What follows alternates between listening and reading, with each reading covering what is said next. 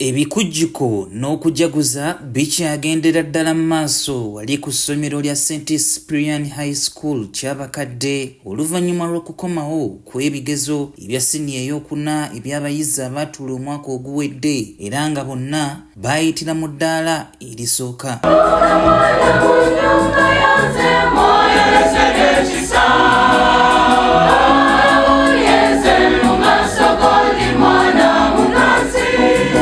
Abadde ayogerako naffe omukulu w'essomero lino Joseph Kamya mu mmisa ey'okwebaza Omukama asiimye nnyo ensoma empya oba giyite new curriculum era n'atubuulira n'engeri abayizi gye baayiseemu. Ndi musanyufu nnyo olunaku olwaleero nti ebibuuzo ebya senior 4 2024 bifulumye olwaleero.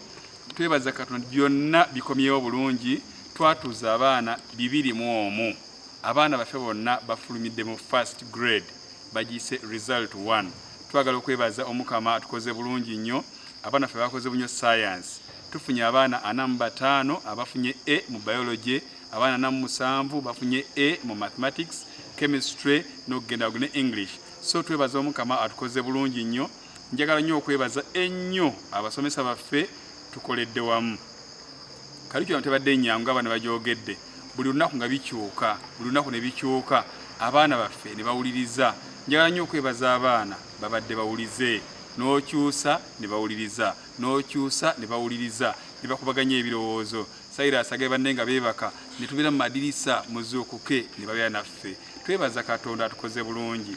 Klaasi ne badde ya njawulo nga bagenda okukola ebibuuzo baasooka kiwa mirembe.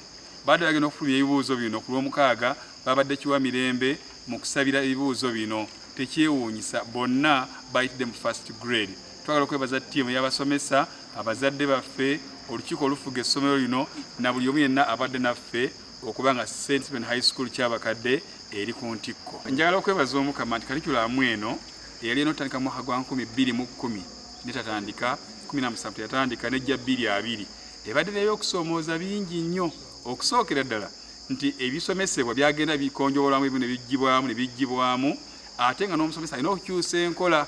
Ekisooka abaana mu class batula mu bibinja by'abaana 9 balina okubaganya ebirowoozo. Omusomesa alina okufuuka omuyizi, buli kyayogerako n'abayizi si ye amanyi buli kimu, wabula oleeta ensonga ne mukubaganya ebirowoozo n'abayizi, ate buli nsonga ya muyizi eyina amakulu era nkulu.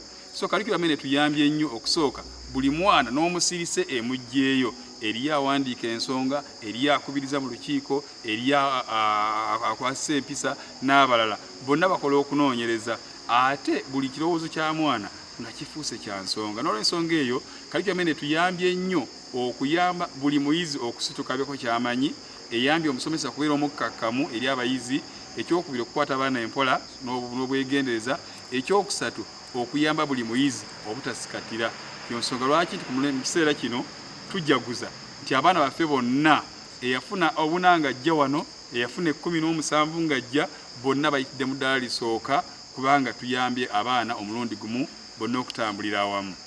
Wabula bino byonna bigenda mu maaso bakira nga bo abayizi essanyu libula kubatta bussi. Nkoze bulungi, nfunye result 1 era nebaza Mukama nebaza bazadde bange Mr. Kamya Joseph, I thank you so much. Ise bulungi ate nga netidde mu result 1 ne bannange bonna tudde nabo bonna bayitidde mu result 1 era twebaza Mukama olw'okutusobozesa okuraisinga school flag yaffe waggulu. Era curriculum fe bagisooseemu naye tebadde nnyangu kuba. I thank God I passed my senior 4 and I thank God that he helped all of us pass in result 1. Essanyu ly'empulira essaawa lino lya maanyi nnyo era ntwala guno omukisa okweyanza essomero, abasomesa, abazadde baffe abatuyambye ne baprovidinga buli kimu ekisobodde okuggyayo zino marks ne result season zetulina okucelebratinga leero. Tweyanza ne Katonda tukwatiddeko, tweyanza ne ssomero security, buli omu yakola, abafumbi, abasomesa, bawadeni bonna ne ba metron.